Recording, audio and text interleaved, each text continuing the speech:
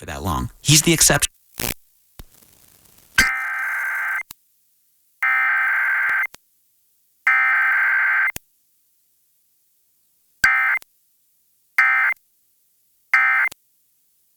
When you see the Suns winning 17 straight,